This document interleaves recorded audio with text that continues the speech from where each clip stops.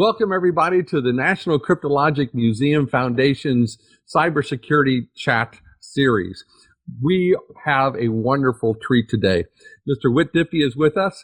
He is a consulting scholar at Stanford Center International Security and Cooperation, and he was a visiting scholar between 2009 and 10 with an affiliate from 10 to 12.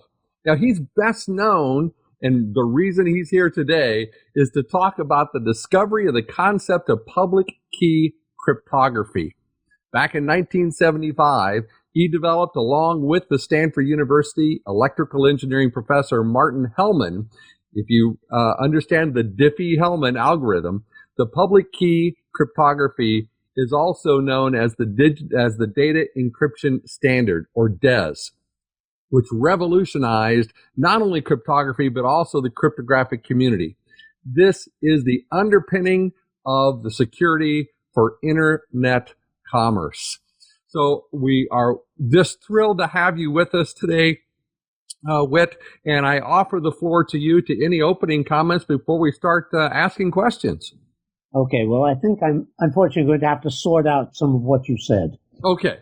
I do plead guilty to being an inventor of public key cryptography, but that is hardly synonymous with the Data Encryption Standard. Oh, okay. Of which I was a major opponent. The Data Encryption Standard was a very important event. It was the first, as far as I know, the first public cryptographic standard ever adopted by a government, certainly by a major government. It was proposed in 1975 and adopted in 1977, and Marty Hellman and I were opponents not of the standard itself, but of the fact that they had chosen a key length, a work factor, a difficulty that we didn't think was anywhere close to great enough. And over time, we proved both right and wrong. That is, the standard has, in the jargon of standards, been deprecated now. Mm-hmm. It was replaced by something with the less appealing name, the Advanced Encryption Standard. Right. But that title is justified, and that one in particular now has a work factor, as far as I can tell, adequate for anybody's needs, and NSA has recognized it by recognizing the Advanced Encryption Standard as adequate for protection of all levels of traffic. Right. Well, thank you for that. So I'm guilty of one of the two charges, not of the other. And, no worries. I would suggest you interview Horst Feistel, but alas, he died in 1990. Understood. Well, as you know, one of the big things is protecting privacy, and I think that was one of your key desires, and it's a core constitutional right. You know, living in our cyberspace, where information freely flows throughout the internet threatens this right. Now, you and Martin, have the earliest publicly known work to secure those private communications. We'd like for you to please share with our students and the parents who may be on the basic concept of public key exchange and how it revolutionized today's secure communications. Okay. So at that time, the paradigm of cryptography was in effect that people communicating were identified with secret keys, and that by sharing a secret key with somebody, you, on one hand, knew that if you encrypted a message with the secret key that the two of us share, that only I could receive it. And if I receive a message and when I decrypt it, it makes sense, I know it has to come from the only other person who knew the secret key. Now, that worked perfectly, I should say tolerably, for NSA, for the U.S. military, for other organizations of similar character. But the reason it worked is very important, which is the Department of Defense is a rather large organization, has more than 1 million employees, but it has a very centralized structure, and the chain of command is known to all of its members. starting with the president and going to the Joint Chiefs and so forth. And that gives DOD the luxury of appointing, quote, the executive agent for communication security, which is NSA. And therefore, everybody in the U.S. military, working with the U.S. military, etc., who needs have secure communications, in effect, is obliged to trust NSA for services it provides. So it maintained what was called the central facility, which at that time shipped out cryptographic keys in physical form. And what's called was then called S Building. I think it's now the Frank Roulette Building down at Fort Meade. They claim to have, in effect, the largest publishing operation in the world. They put out more stuff, they claimed, than the New York Times. Right. And I recall having a friend who was on the ComSec board on just a destroyer. He said every time they're into port, he and somebody else will be over to ComSec control and pick up 30 pounds of keying material for the next few months out of it. Right. That was a big one. But now everything in this has to do with scale. Right. There's a wonderful quote due to a man named Kirchhoff in about 1870, who said, it's very important to distinguish between cryptographic arrangements to protect communications among a small number of people for a short period of time, and communications to support the military in a whole theater of battle, perhaps over several months, several years. And similarly here, what was all right for 1 million people, all of whom, had the same loyalties, same objectives, same command structure, same respect for authority, loosely speaking, is hardly going to work for everybody in the world. Right. Not even clear, what security means for everybody, and it clearly must mean something entirely different. Right. And in particular, buyers and sellers are never in perfect harmony with each other. Even if they're both honest, each one's trying to get the advantage of the other. So I have to be honest, at that time, I hadn't had that vision yet. I had a more limited one. I had, and I realized just very recently, in some sense, I wanted to build something that was built in the 1980s called STU-3, right, the third generation secure telephone system, except I was more ambitious in one way. I imagined securing the whole North American telephone system, for which my idea was, okay, there are about 100 million telephones. Right. Now, if you would try to arrange a secret key between every two people who might call each other, right? Right. 100 million is 10 to the 8th. That would be 10 to the 16th keys. Everybody has to send 100 million registered letters. Something is, not going to work here. Yeah, the scale was not quite right there. Okay. And now it turns out, what has actually happened is that we now have not 100 million players, but billions, because every web browser has arrangements for communicating securely with websites. Right. And that's what it means when key turns or something and it says HTTPS. It's a secure hypertext transfer protocol. Right. So what I was looking for was some solution to this vastly greater scale of problem. And what came up was the realization that what you share with somebody doesn't have to be a single key. And it turns out to manifest it. Basically, you break that in two ways. One, you break it into some component that is private, secret, only you know, and some component that's public. And we envisioned it at the time as going into a phone book. Okay? So loosely speaking, I want to communicate with you. Right. I pick up my phone book. I look up the public information associated with you, which might be a key or it might be something slightly different. And then I use that together with the secret information I have to develop a secret key that we will communicate with for our session. Ah. And that's what's called, that's called transport layer security in the internet, in the web architecture. Used to be called secure socket layer, and they fortunately changed that name because socket layer was just something, things in protocols come up ad hoc for a while and so forth. But the transport layer is a very well understood phenomenon. It needed to be secured. We have the secure transport layer. And so that is, that's a result of one good half hour of work on my part, and I've been making a living off of it for close to 50 years now. A half hour. Yeah, I'm sure that's all you spent on that. Something led up to it, but right. It was 1 hour, I better say an hour.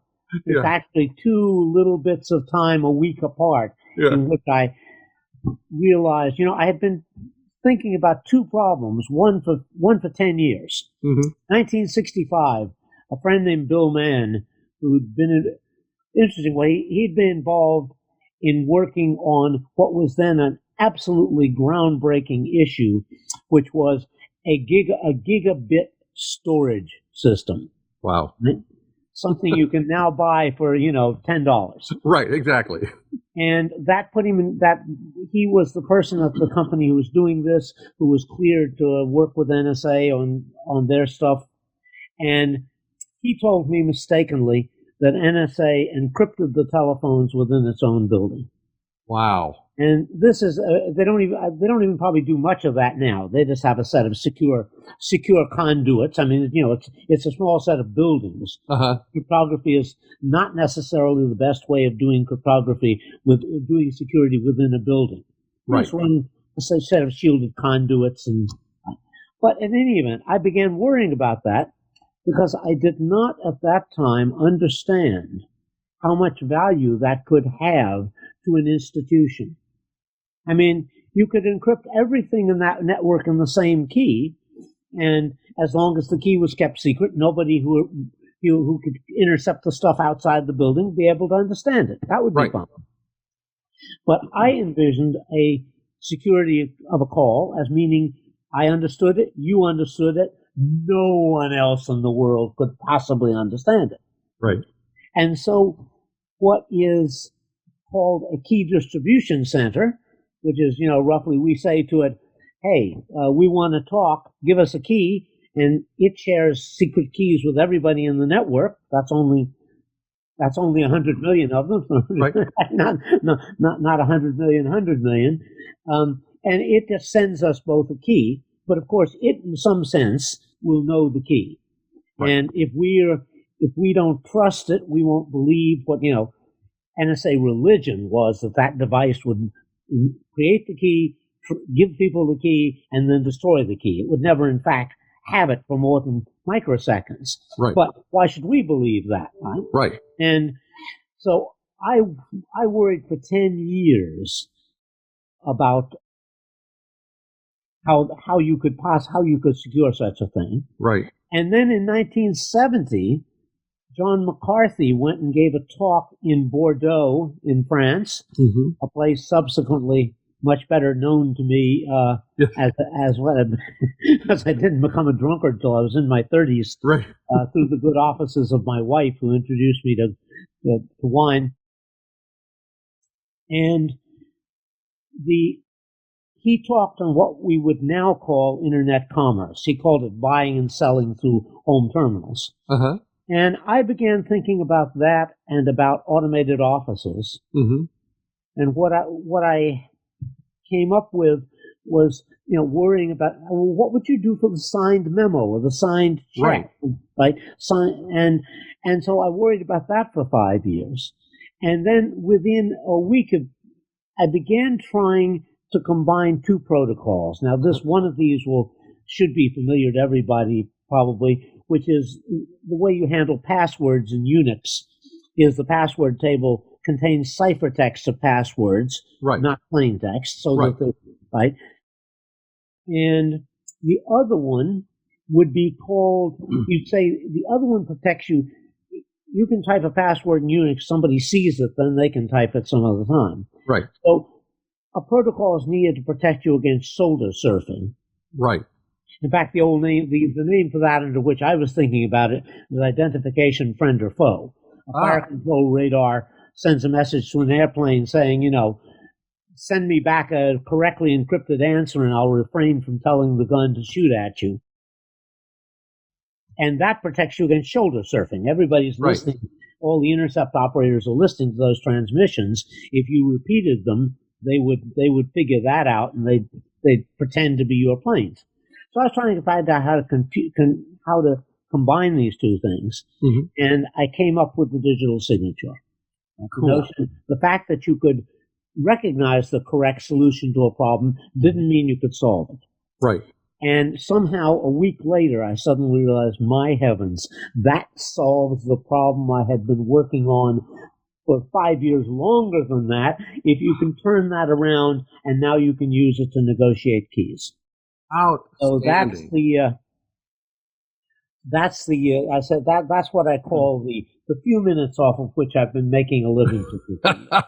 Well, Whit, I want to come back to that in a second, but I do have a question from one of our viewers, etc. And just as a reminder, please put them in the Q&A. This is a really good question.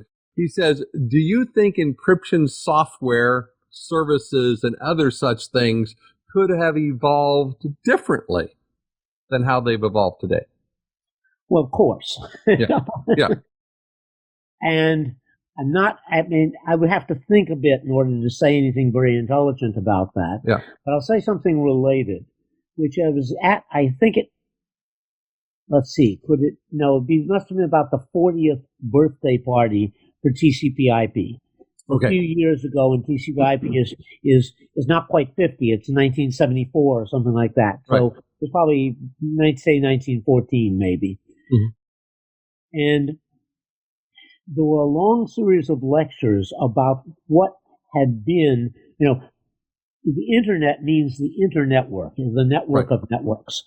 And because TCP/IP, the protocol, has been so successful, in effect now, the internet doesn't really mean that. It means the one network, because they all work the same.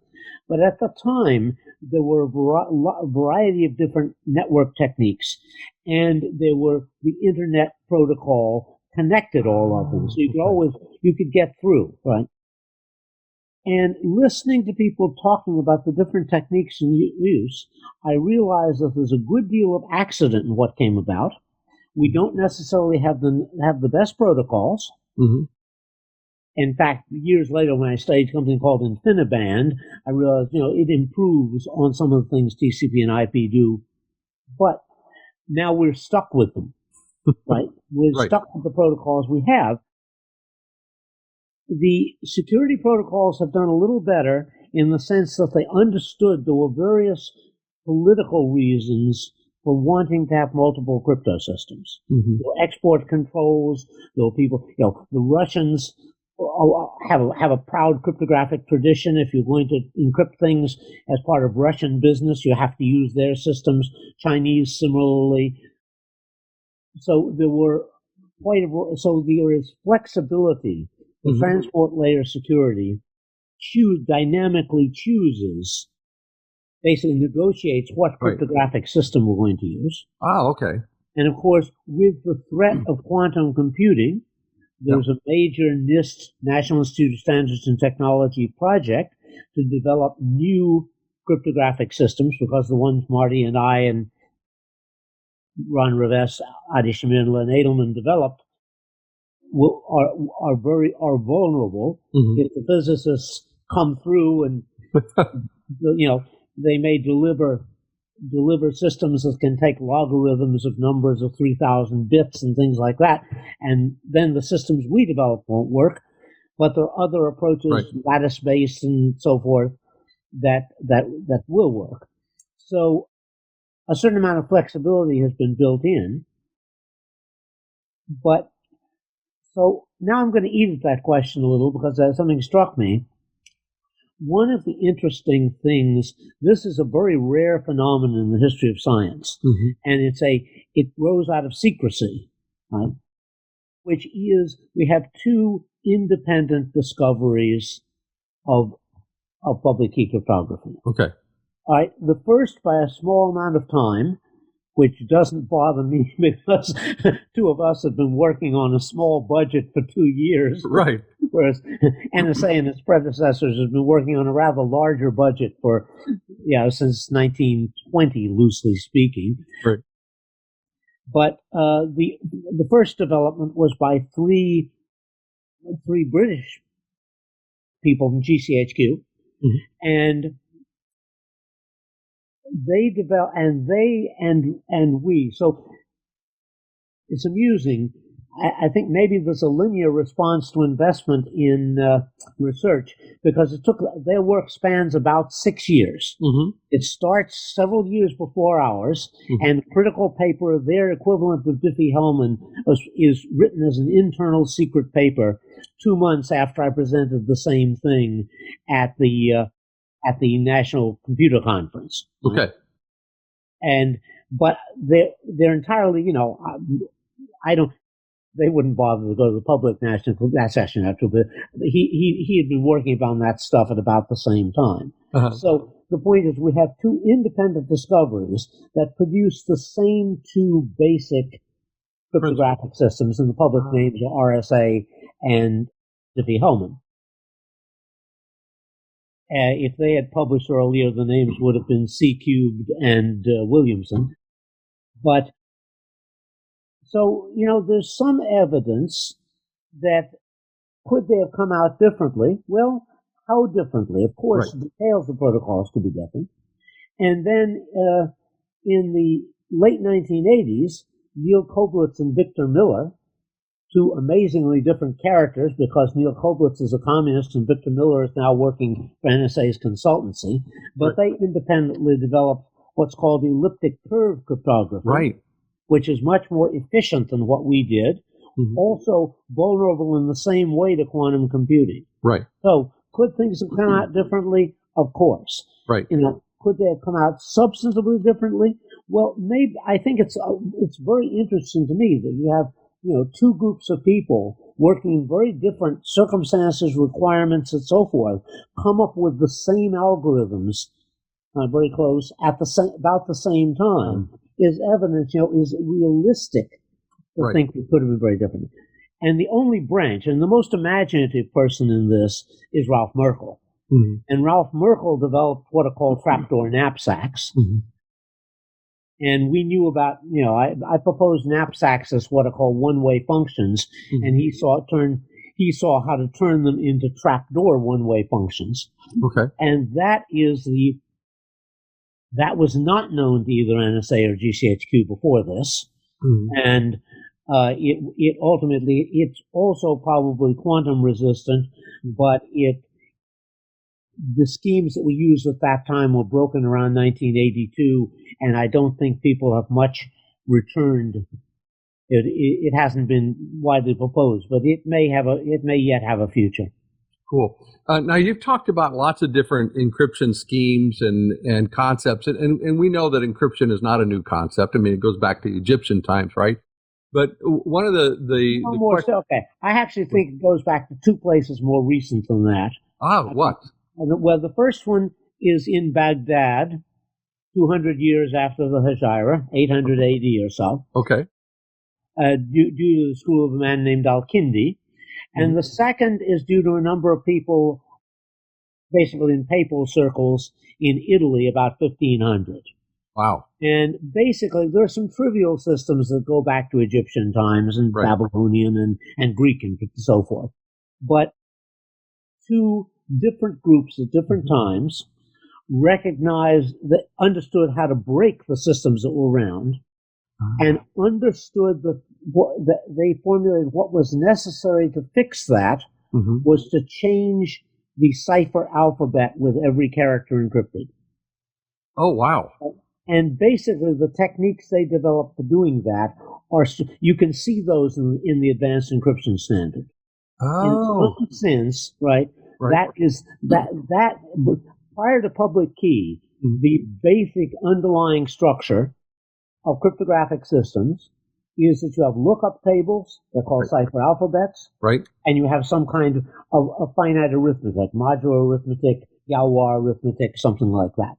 And so that means, yes, cryptography is quite old, Right. but I'm going to intrude, you haven't asked it, but the critical point is it has exploded. It exploded in the 20th century because the First World War brought two things together. Cryptography is engineering.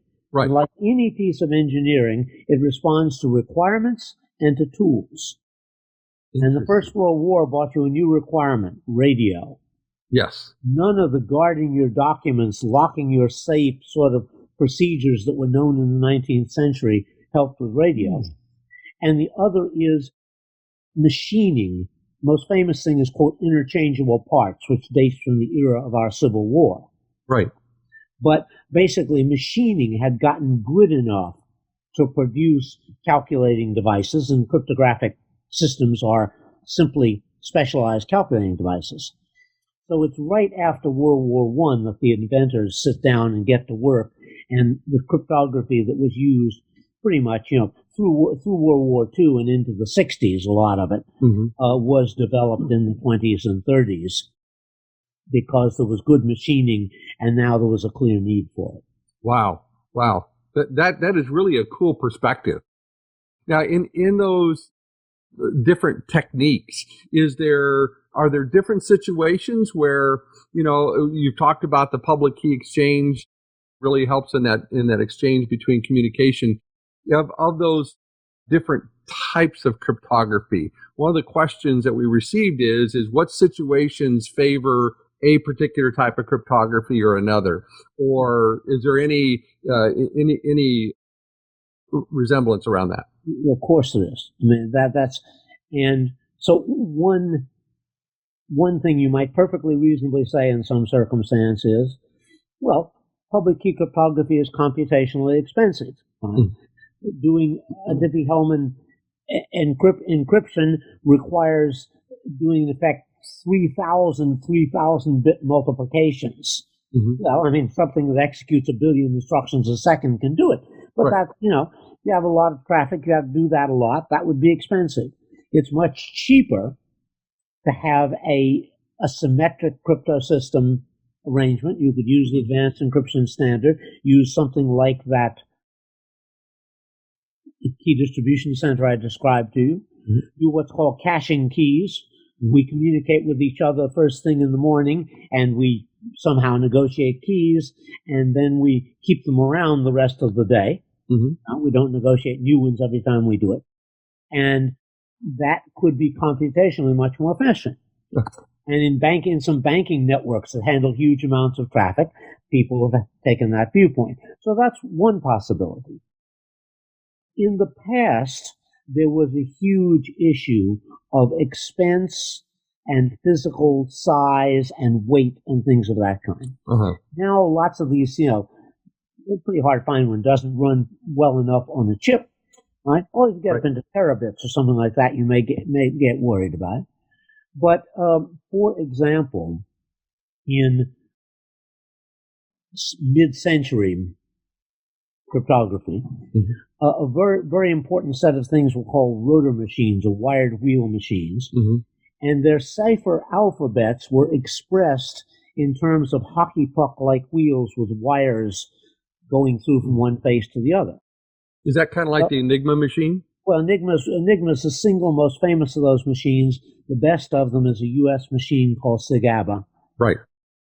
And the critical point is that wired wheels, they're not hard to break. You step on it or something and it won't work anymore. Right. But they're very hard to destroy to the point where a crime lab couldn't figure out what the wiring was.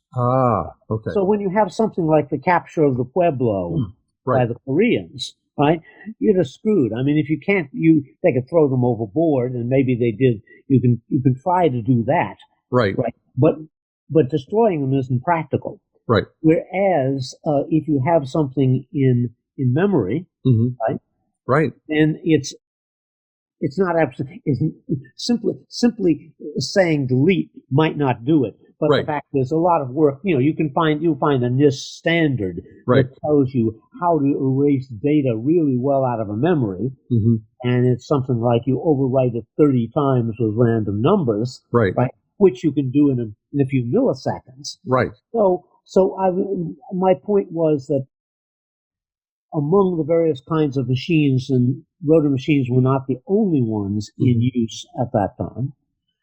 Some other kinds of machines might be easier to quote zeroize is the jargon, Right. and that's been things that are carried in aircraft and things like that.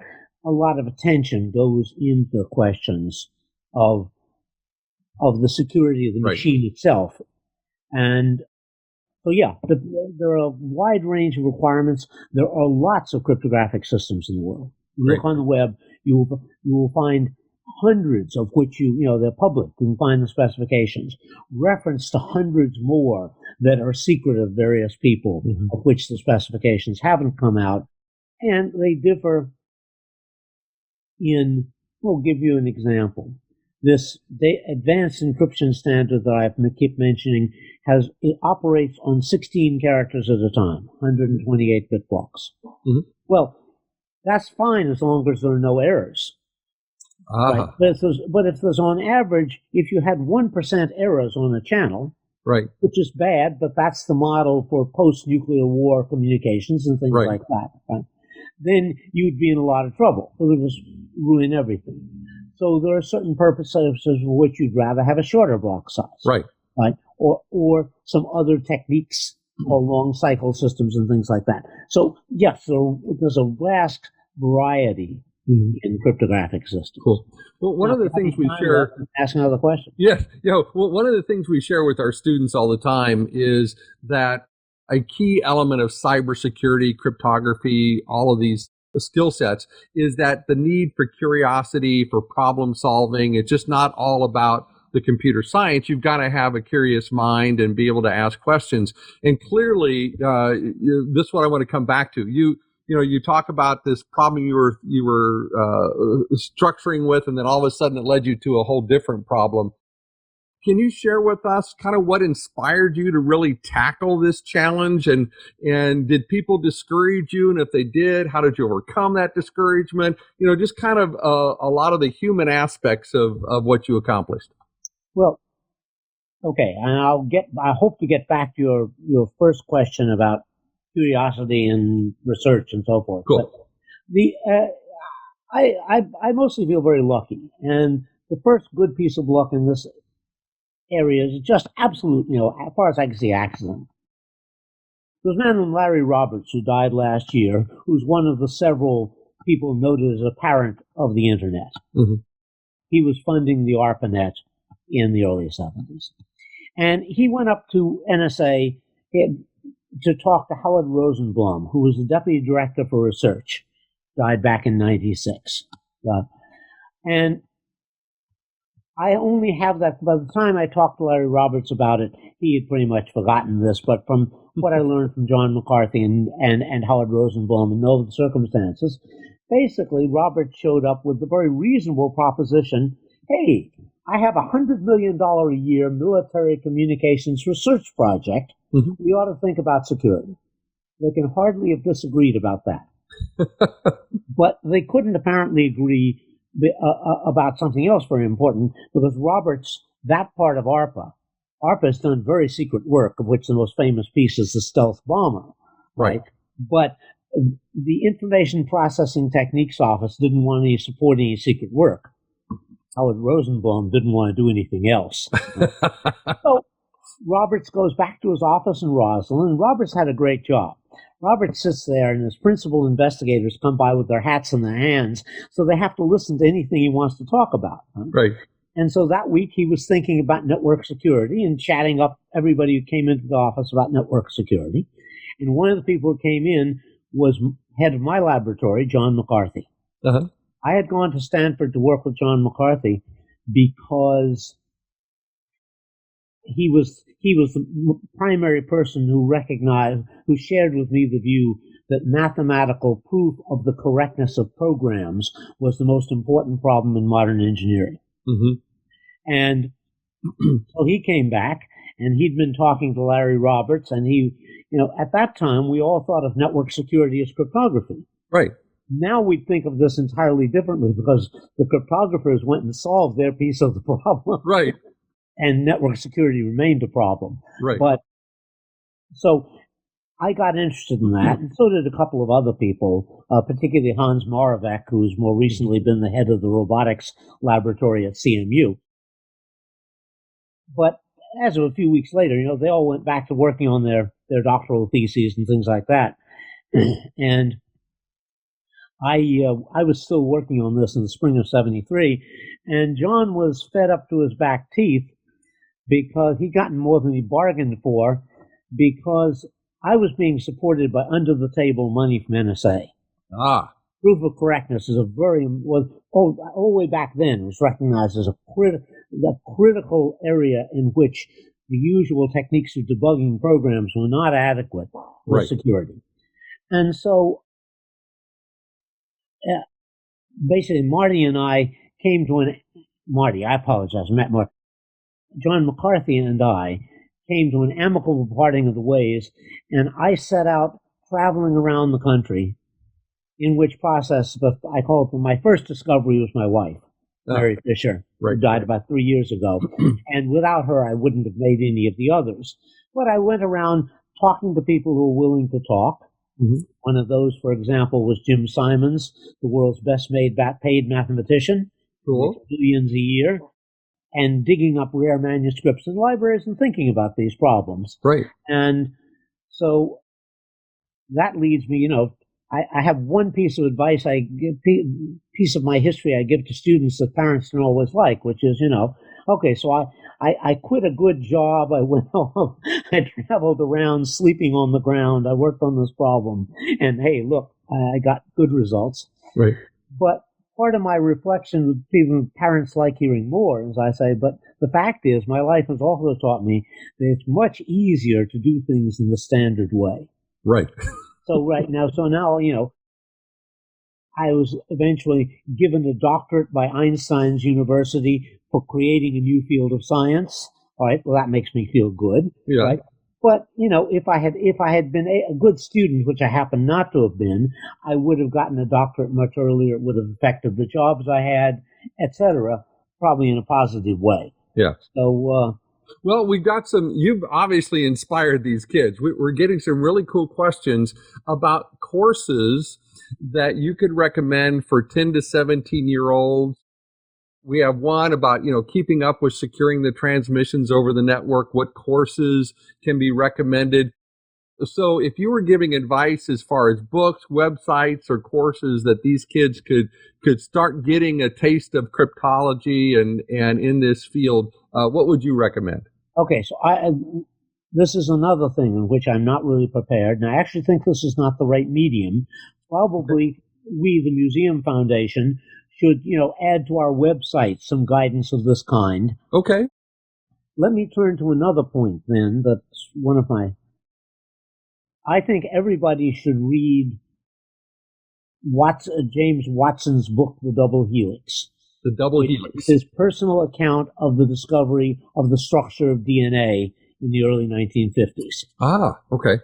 And it's available. It's available. I think there's probably one at the Internet Archive. Mm-hmm. And there are newer editions. You can get the annotated edition, which will help if you're interested in life in Cambridge in the 50s, which will be very alien to students. But the critical point about that book is that Watson and Crick are both very smart guys, mm-hmm. and they sat and worked on this problem, for which the solution is, in retrospect, perfectly obvious, for 2 years. And it's obvious, the solution, roughly speaking, is there are 4 pieces of DNA: adenine, thymine, guanine, and cytosine. Okay. And something called Chargaff's rules say that the amount of adenine always equals the amount of thymine, mm-hmm. and the amount of guanine always equals the amount of cytosine. Okay. And they knew the dimensions of the molecules. And the solution is, of course, why are the amounts equal? It's because adenine is always bonded to thymine, and guanine is always bound to the cytosine, and those two compound molecules are the same length, and they are the steps in a ladder. Oh. Okay? Now, that's, it's not quite, it may not be quite that simple. Right. But the thing is, those people who knew biochemistry, I say they were very smart, they were working on this full time, and it took them 2 years to figure this out. Wow. So the point is, when your head is aching, Yes. you have some problem you cannot figure out, right? It seems to you it ought to be simple, and it may be, right? Think about that fact. You're not the first person this happened to. Push on. You may well be rewarded in it. Well, and I really appreciate your thought, and Whit, I will take that as a challenge. And to all the students who are on the call today, if you go to our National Cryptologic Museum Foundation site under the Education tab, I will work. It's not there right now, but I will work towards providing some sources of information that you can use to begin looking at not only the cryptography, but also all the aspects of cybersecurity. So, Whit, thank you for that. That's a really good suggestion, and I'll take that on as an action for our students. Now, last point on this matter is, don't. There used to be a joke on TV. Somebody was saying, well, baseball has been very good to me. Right. Cryptography has been very good to me, but network security is hardly the only thing in the world. And if you're going to take a quick stab and say, there are two things I would suggest. One is try to identify boundaries of fields, because that's where new work. I wasted a lot of my youth. That's an exaggeration. So maybe a funny way of putting it. But I grew up knowing the classical problems in mathematics, none of which I ever solved, right? And not understanding that the way to make progress is to look at what's coming up that's new and look at where things run into each other. So, the most obvious thing to work on these days is biotechnology. Right. If you think communications and computing have changed the world, wait till they change your genes on you. Right. and so, human beings may not last a century as the dominant thing on this planet. So the point is, there are lots of new things. They run into each other. If you find yourself interested in stuff on those boundaries, pursue that, because that's where you're likely to discover things that are really new, as opposed to the very hard work. Yes, sometimes people solve old problems, and that's wonderful, but that's the hardest stuff to go after. Right. That's the highest hanging fruit rather than the lowest hanging fruit. Excellent. Now, you've been in this business for a long time. Obviously, the Key Exchange was published back in the 70s. So our students are kind of interested. Okay, what have you done since then? Your career is extremely diverse, and that's one of the aspects we like to share with the students too. Right. It's just not one thing. There's lots of things. So I think there's a good question to ask me. The most conspicuous answer is that in the early 90s, in 1991, I moved from the laboratory of the Canadian Telephone System, Bell Northern Research, to a now defunct company they're both defunct, called Sun Microsystems, which made workstations. And later went on to become one of the great backbones of the internet, making servers. And I was hired as what was called a distinguished engineer. At a mundane level, that's the director level engineering position. Eventually, I was promoted to fellow, the vice presidential level. But I was told that the mandate of a distinguished engineer at Sun was to work on whatever within the scope of the company's business that person thought was most important. Cool. Now, I took that more seriously than most people, right?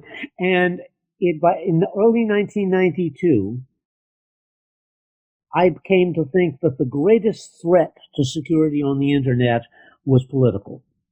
And so my career shifted from doing research of various kinds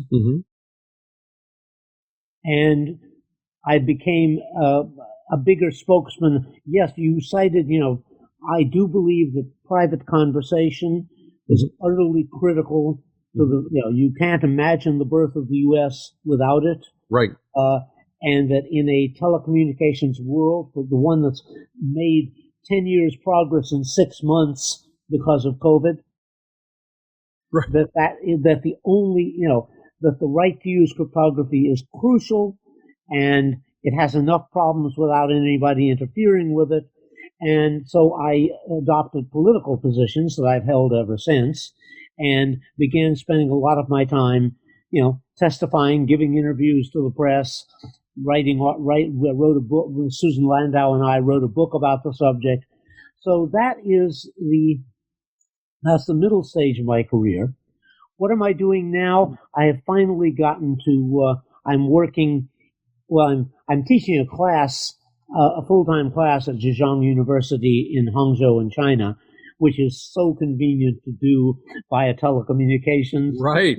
Lovely a city as Hangzhou is, it's much easier to be here right in the midst of my own library to right. my work. But I'm also working on and fleshing out the observations I've made to you about the early 20th century rebirth of cryptography and how that developed into the vast field that we have now. Oh, wonderful. Wonderful, Whit. I can't wait to, are you going to be writing another book on that? Well, I don't think, I think that the book, probably not. That is to say, I believe that the internet, that the web is the right medium for what I'm working on at the moment. Right, cool. It's a book-sized project in the amount of work I'm doing, but it's going to produce something that's more Wikipedia-like in result. Excellent. And will ask other people. It may not be a wiki. It may not be that you can edit it without a central editor having oversight of what you're doing. But I think that this is something that is flexible enough that I will use it as an occasion to work on what I consider newer media of communication. Excellent. And much as I like books, it's because I'm an old fart. And I personally like books. There are 10,000 of them in this house. Right. But I actually read mostly online, and I think that in particular, the hypertext, being able to go from a cross-reference to the object at one click, rather than having to go to the library and find the book that was referenced and go get the book, that has reduced, let's say an hour's work if you were working in a good place to do this. You're down at Stanford within walking distance of the library or something. Right.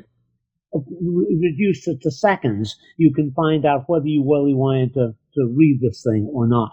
Right. And when used correctly, that also hinders the sleazy technique of burying dubious claims in references that are hard to check out. Right, exactly. And if you read as much, political stuff, pure technical stuff, you don't get so much of that. But in things with a political component, you frequently get something like that. Well, Whit, we don't have any more questions, and we're running close on time. And so I just want to say thank you. Well, you're very welcome. What a wonderful chat we've had with you. Thank you for being our guest today. And for the students who are here, this will all be recorded and it'll be placed. It takes them a couple of weeks to post the recording, but Whit, thank you. And on behalf of the National Cryptologic Museum Foundation, thank you for being one of a phenomenal guest today on our cybersecurity chat. You're very welcome. Thank you very much. Okay. Thanks a lot, Whit. Bye-bye.